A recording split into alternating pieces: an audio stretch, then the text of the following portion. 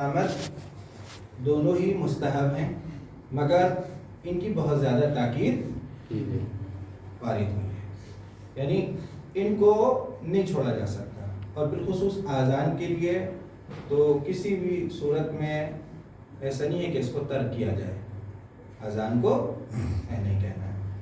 ایک مسئلہ یہ ہے کہ مسجد میں اذان ہو رہی تھی مائک پہ اور ہم اپنے گھر پہ نماز ادا، تو کیا یہ اذان ہمارے لیے کافی ہے؟ نہیں، یہ اذان ہمارے لیے کافی نہیں ہے۔ یہ اذان صرف اور صرف جماعت کے لیے ہے۔ اذان مسجد میں ہو گئی، میں آیا اور آنے کے بعد میں نے فرادہ پڑھی اور چلا گیا، تو کیا یہ میرے لیے کافی ہے؟ نہیں، یہ میرے لیے کافی نہیں ہے۔ یہ اذان جو تھی وہ جماعت کے لیے تھی۔ اچھا، جماعت میں بھی اگر فاصلہ بہت زیادہ ہو،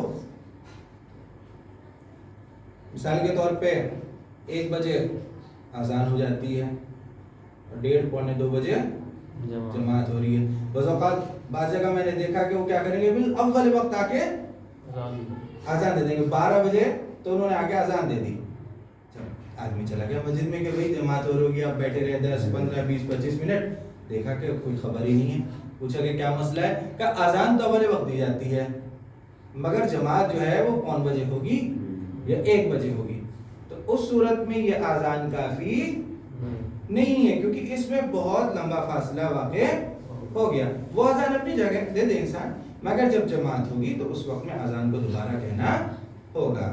پھر آپ نے بہت ساری بستیوں میں دیکھا ہوگا کہ مغرب و عشاء، ظہر اور عصر کے درمیان میں بھی وہ اذان کہتے ہیں، وہ بالکل درست طریقہ نہیں ہے، اس سے اجتناب کرنا چاہیے۔ جب 2 نمازوں کو ایک ساتھ جمع کیا جائے تو 1 اذان اور 2 اقامت کے ساتھ ان کو اقامہ کیا جائے، یعنی 1 اذان ہو مغرب سے پہلے اور ظہر سے پہلے، اور مغرب کے بعد میں یعنی عشاء کے لیے اقامت ہو، اسی طریقے سے عصر کے لیے اقامت ہو۔ یہاں تک کلیئر ہے انشاءاللہ؟ نہیں مولانا، ایک بات پوچھنی تھی، جیسے اذان ہو گئی اور جماعت ہو رہی نہیں ہے، تو یہاں پہ نماز اسی اذان سے ہو جائے گی؟ آپ اپنی جو فرادہ ہے نا، تو آپ اپنے لیے اذان کہیں اور اس کے بعد میں اس کو شروع کر دیں۔ اچھا، اذان دیں۔ اچھا، ایک مسئلہ ہے اذان اور اقامت کے کلمات کا، یہ ہمارے یہاں اس پہ زور نہیں دیا جاتا اور نہیں کیا جاتا، اور الا ماشاءاللہ ہم سے اس میں کچھ خطائیں ہو جاتی ہیں، بالخصوص شہادت ثالثہ کے دوران میں ہم خطائیں زیادہ کرتے ہیں، تو میں اس کو آج ایک ساتھ نہیں لے کے چلتا، تو پھر وہ پہنچ ہو جائے گا ایک ایک کر کے۔ سب سے پہلے یہ ہے کہ پہلے کلمات اس میں جو ہم ادا کرنے وہ 4 مرتبہ اللہ اکبر، اس میں کیا کہنا ہے؟ اللہ اکبر، اللہ اکبر، اللہ اکبر، اللہ اکبر۔ اب یہ ستم ظرفی کہہ لیں ہمارے یہاں کی، یا اتحاد نہ ہونا کہہ لیں، کہ کہیں تو ہے کہ بغیر ملائے اذان نہیں ہوگی اور کہیں اگر ملا دیں گے تو اذان نہیں ہوگی، تو یہ طریقہ بالکل غلط ہے، لغت کے اعتبار سے اس کا کوئی معنی نہیں ہے۔ اگر آپ اللہ اکبر اللہ اکبر یہ بھی درست ہے، اللہ اکبر جدا کر کے بھی دے سکتے ہیں، یہ بھی درست ہے، دونوں طریقے ادا کرنے کے درست ہیں، اس میں کوئی اختلاف نہیں ہے۔ آپ کہہ سکتے ہیں اللہ اکبر، کوئی مسئلہ نہیں ہے، اللہ اکبر دونوں طریقے۔ اللہ اکبر، اللہ اکبر ٹھیک زبر کے ساتھ ہے، تو اس کا خیال رکھیں، اللہ اکبر۔ اس کے بعد پھر دوسری شہادت میں ہم کہتے ہیں اشہد اللہ، اس میں بعض افراد ہم غنہ لگا دیتے ہیں، ان لا الہ الا اللہ ایسے پڑھ جاتے ہیں۔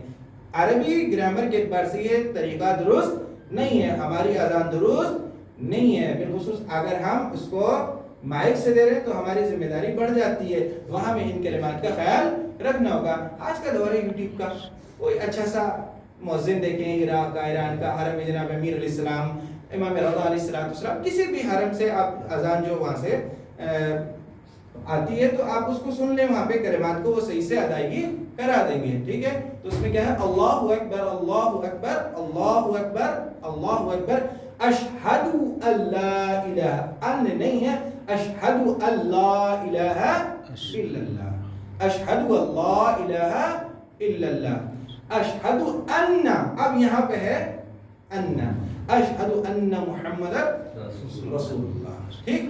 تو اس کا ہمیں خیال رکھنا ہے کہ جو دوسری شہادت ہے اس میں ان لا الہ الا اللہ نہیں کہنا بلکہ کیا کہنا اشہد اللہ الہ الا اللہ.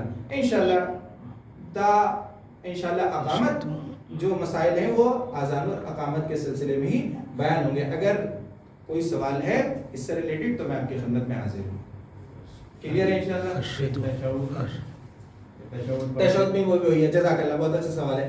تشہد میں بھی مسئلہ یہی ہے کہ تشہد میں بھی آپ کو جو ہے وہ یہ کہنا اشہد اللہ الہ, وہاں پہ ان کا کہیں کانسیپٹ نہیں ہے.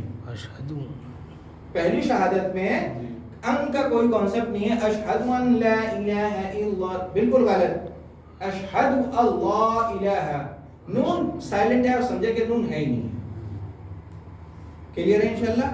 مولانا اذان دے جیسے مطلب اگر اذان نہیں دیا نماز پڑھ لی تو نماز ہو جائے گی. نماز بغیر اذان کے بھی ہوگی بغیر اقامت کے بھی ہوگی. مگر ایسا ہی ہے کہ جیسے انسان سوکھی روٹی کھا لے یا کالی روٹی کھا لے بھوک تو مٹ جائے گی نا. مگر کیا ایسا ہوتا ہے کہ ہم بغیر گوشت کے سبزی کے سالن کے تو اس کی لذت بڑھ جاتی ہے. عبادت میں بھی بس آپ سمجھیں اذان و اقامت کا مقام کچھ ایسے ہی ہے کہ جو عبادت کی لذت ہے. نماز تنہا انسان کے لیے کفایت کر جائے گی مگر ان تمام چیزوں کا ہونا اس کی لذت کو دوبالا کر دیا کرتا ہے. ظہر اثر میں بھی ایک بار اذان دیں. جی جتنی بھی دو نمازیں آپ ملا کے پڑھیں ہیں یعنی دو نمازیں ملا کے ظہر اثر کی اور مغرب عشاء کی ہے, ان میں اذان ایک بار ہوگی اور اقامت 2 بار ہوگی. مگر یہ کیا فاصلہ اتنا کر دیں اس کے درمیان میں کہ مثال آپ نے مطلب ظہر پڑھی ہے پھر آدھا پون گھنٹہ 1 گھنٹے بعد آپ یعنی دونوں میں فرق ہو جائے کہ بھائی جماعت ایک ساتھ نہیں ہو رہی ہے بلکہ جدا جدا ہو رہی ہے. تو وہاں پہ پھر انسان دوبارہ اگر ملا کے پڑھ جائے